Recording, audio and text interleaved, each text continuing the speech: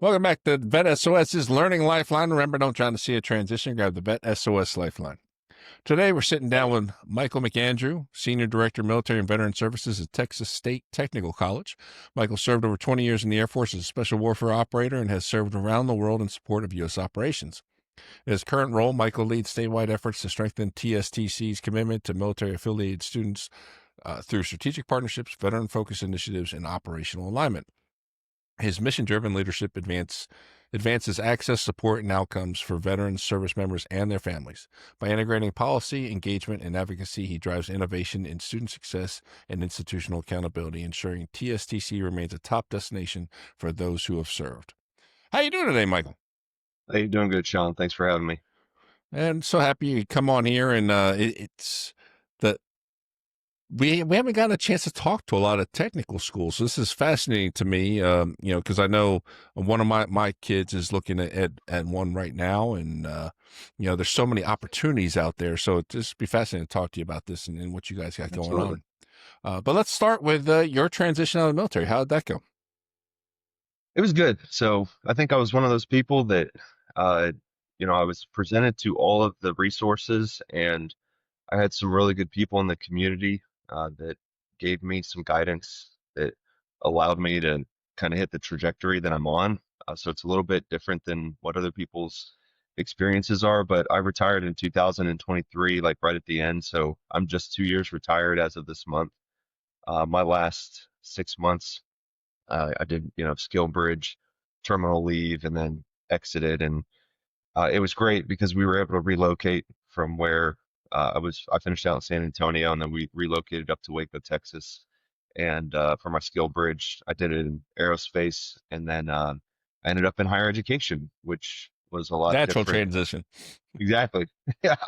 And but my wife works in aerospace, and we have a good connection between both. So, but one of the big things that I had to face on for my transition was that like self value, right? So as a senior non-commissioned officer coming out of the operational world, I knew what I could do in combat operations, but I didn't know what I could do like in these private and commercial industries in the civilian world. And so I had a conversation with a good friend of mine, and he was like, "Look, man," he's like, "we operate here. The rest of the world's operating down here." He's like, "If you don't continue this trajectory that we're on, like that's when you're going to really start experiencing like the feelings of being down and losing that motivation and that purpose and everything." And so he was like, "Dude, you're worth, we're six-figure guys. Like we're worth that." And I think every retiree is probably like, I belong as a CEO or a six-figure guy, and there's some connecting to reality that has to be done through the transition process. But what was great is that I had the support from the military side. I had the support from the mental health side, and going through that transition and having to put some things on the shelf as I walked away from the military. And then I had an incredible institution to walk into that had just groundbreaking culture, transformational leadership, all the things that we yearn for in the military. So that was it. And then I ended up working as a project manager for the enrollment and marketing division. And that's where I started my journey out at TSTC. And then I had about 18 months where I learned the inner workings of the school. I understood the leadership dynamic and everything that was going on across the state, and really what TSTC was to the state of Texas.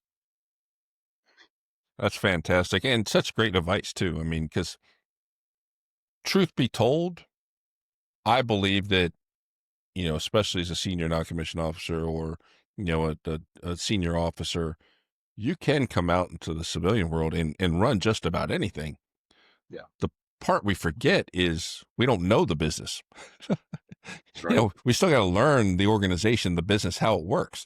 Now, given the time to do that, I don't think there's going to be any issue attempting to run those and run them successfully because we are used to that high op tempo, managing hundreds of people at one time. And, so being able to make that shift and move that dynamic, I think you definitely could, but you have to understand that you don't have the technical experience, the technical expertise in the field that you're trying to go into necessarily. And you got to learn the business and all that good stuff. So Yeah, I agree with you though. Connecting the dots is a big thing to do during transition and it figure out is. what you don't know and what you do know. So, well, that's fantastic. I'm glad to hear that you had a good transition. Because more often than not, we hear bad transition stories on here, and so it's always nice to hear someone who had a pretty good one. Um, so let's jump into the school here and talk to me a little bit about um, Texas State Technical College and what it is, and then we'll jump into what you're doing as far as the veteran and military affiliated students go. Absolutely. So I'm excited to talk about this, and um, I've been working on making sure that I deliver this all the right way, especially in this role, as we've been connecting with organizations and especially around veteran transitions and uh, that type of subject matter. So Texas State Technical College, it is in the name, right? We're a technical school. We focus on trade, the big trades like welding, HVAC, automotive, transportation, CDL. That is basically like your bigger players in this nation. I won't say any specific names, but, I'm sure some guys that have ever looked at technical training, some come to mind. So what we do is we're specifically focused on the state of Texas. So we are technically a state agency, but we're a state college, but we do not run like a community college. We are not that. So we're not.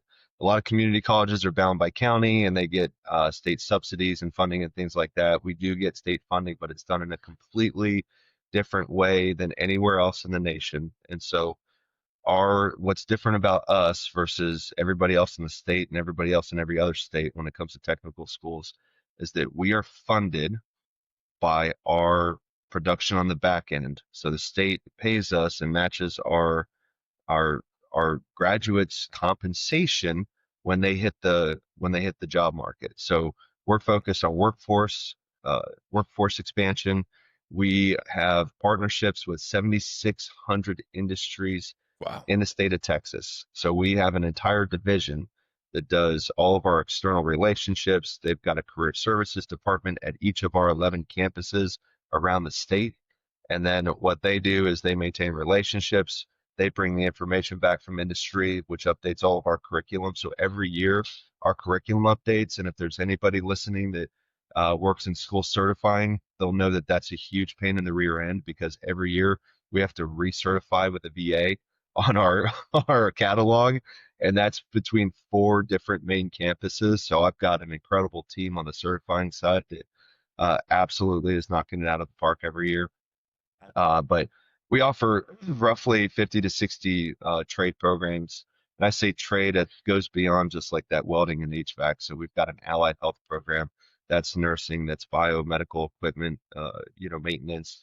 We have a huge precision manufacturing program, which breaks out into a lot of different areas. Manufacturing is absolutely booming right now in the U.S., especially in Texas, because our economy is growing so fast here. There's businesses that are flocking to Texas. You see it on the news. People are rolling in. I mean, it's hard to keep up. And anybody who lives in Texas knows that, the price of land has gone up. It's hard to get on the I-35 corridor between Dallas and San Antonio, and everything is busy. When I talk about it with people, I say we're probably sitting at like the 1970s, like California growth factor right now, and that's just my pure speculation and observation. Uh, but it is incredible. I mean, when you see the size of the facilities going up, like the mile-long Tesla plant down in Austin, we've got a lot of AI data centers that are coming into the state, and so. But there's also a lot of implications with infrastructure. And what TSTC is doing is that we are really covering the infrastructure of the Texas workforce. And our programs are 2 years, so we're an associate's level college, right? We've got Cert 1, Cert 2s, and pretty much all of our programs. So if like you're a veteran and you've already got an undergrad degree because you did it right and the military paid for your college, and then you get out or you retire and you're like, well, I don't need an associate's. I just need the skill set. Then you come to us and you go through one of our cert programs, which just only align you to the technical side. And it's incredible. And so what we do specifically for veterans, which I've been really impressed as I've been working in higher education, is most schools only have a military and veteran services office that is supporting the VA benefits processing just so that people can pay for school.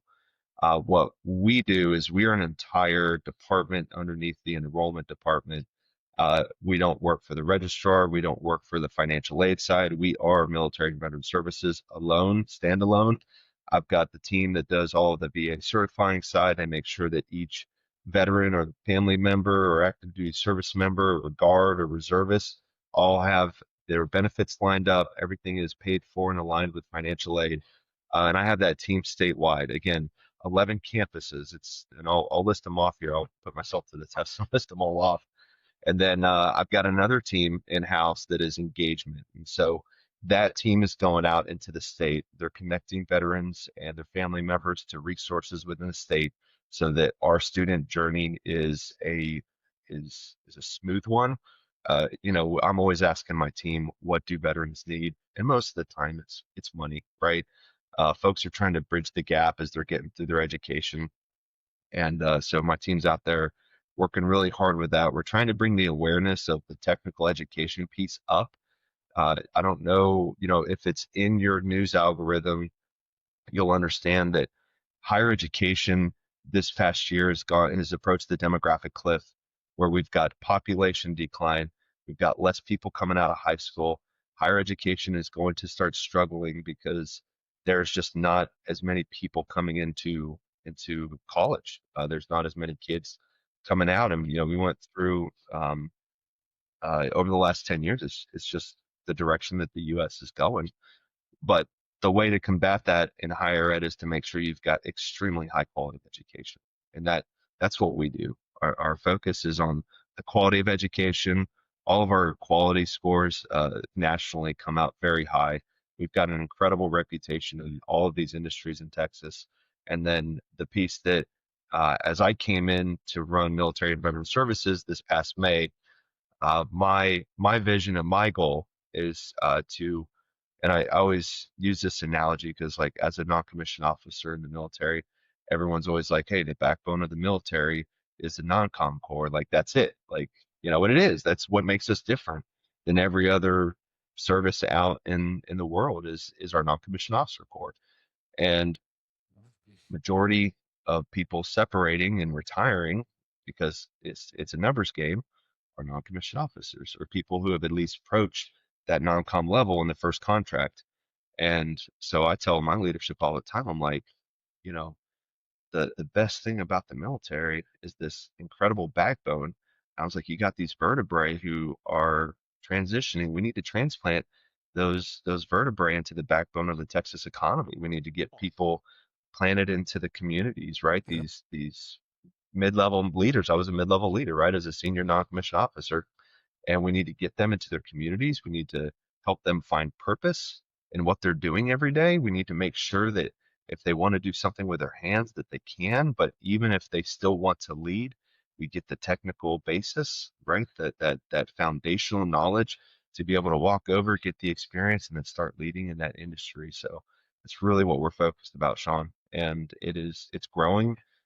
We have incredible growth just even going into like the fall of 25 on our enrollment. We're seeing veterans, family members, service members coming to TSTC and figuring out that the 4-year degree is not the mark of success anymore. It's about what you can do, like whether it's with your hands, with your mind, it's what you can do. And so you don't need a liberal arts degree to go and and weld. So that's I hope that kind of encapsulates Oh yeah.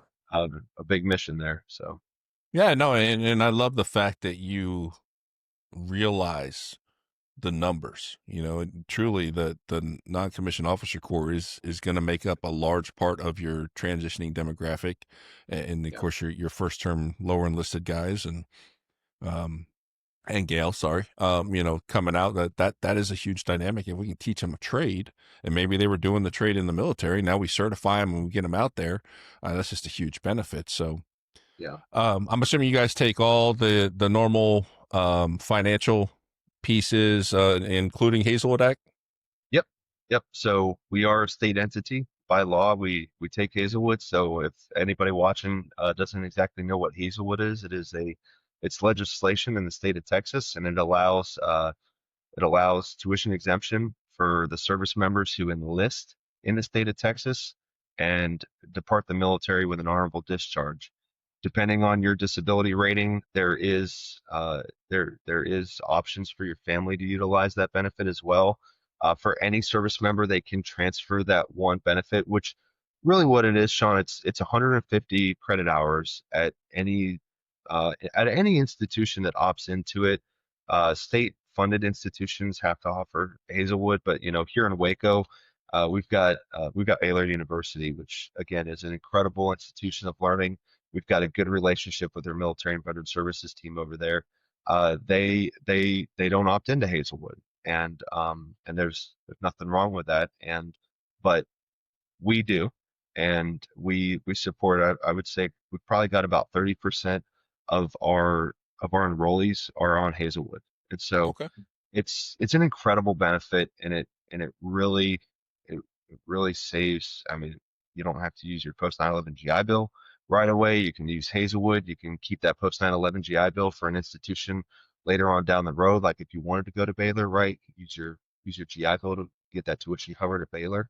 So and then we obviously, so, when I came into this world, they're like chapter 35, chapter 33, chapter 31, chapter 30. And I'm like, which chapter of the book are we talking about here? What is this? And they're like, oh, it's BR&E, post 9/11 GI Bill, Montgomery GI Bill, and all these things. And so, but yeah, long story short, we take it all.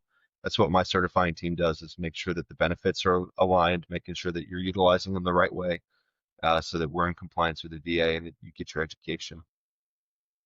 Fantastic.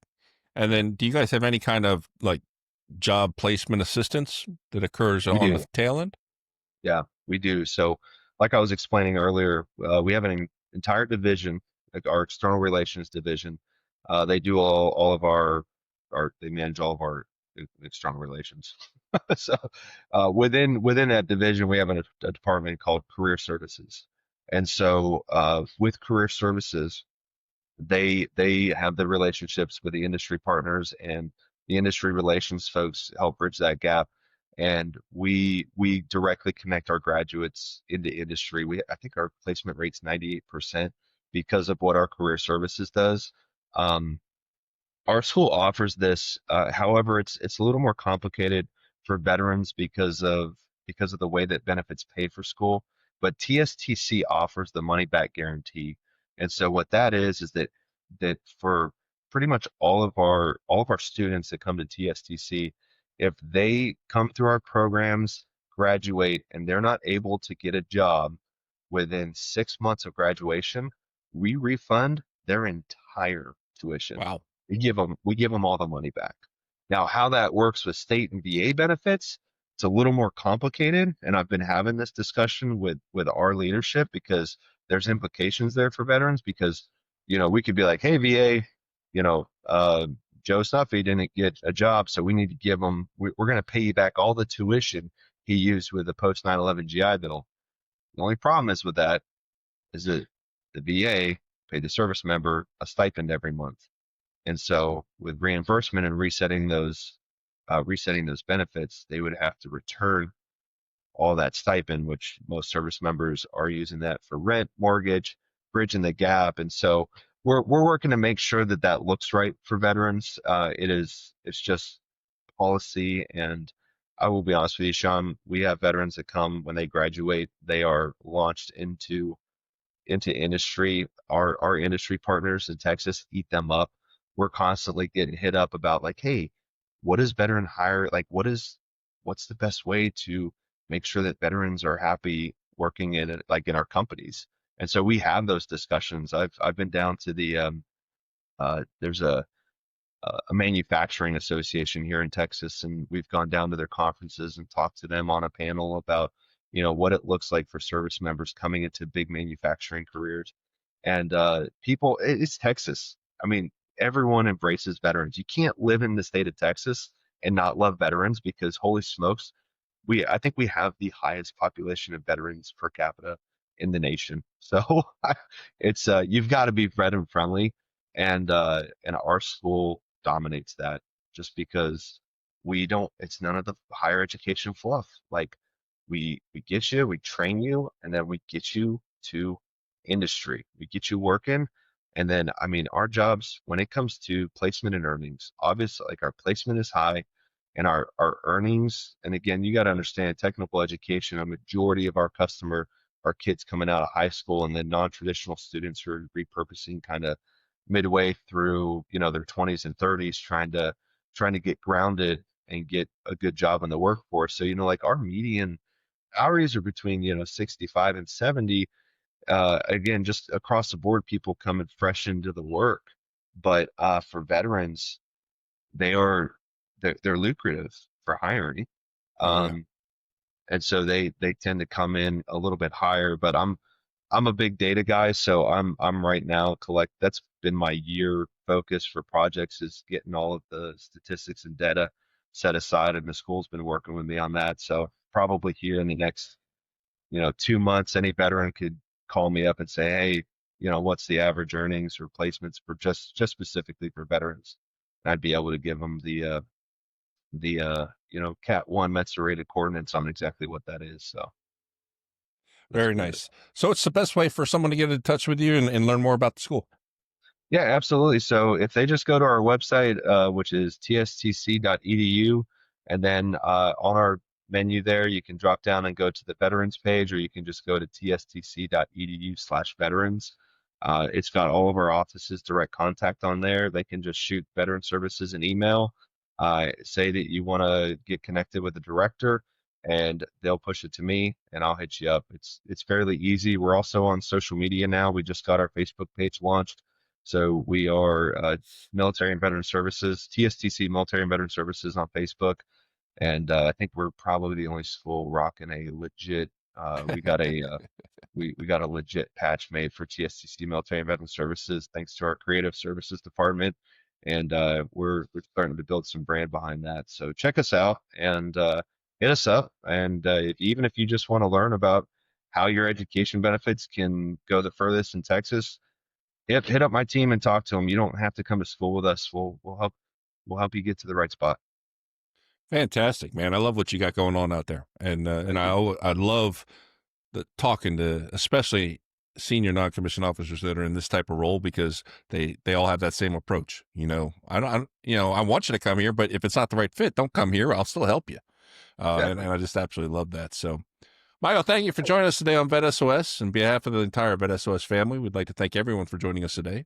You can find VET S.O.S. podcast on all your favorite podcast platforms, YouTube, and all social media platforms. Make sure to subscribe and follow and tell a friend about us so you don't miss anything. And remember, don't drown to see a transition. Grab the VET S.O.S. Lifeline.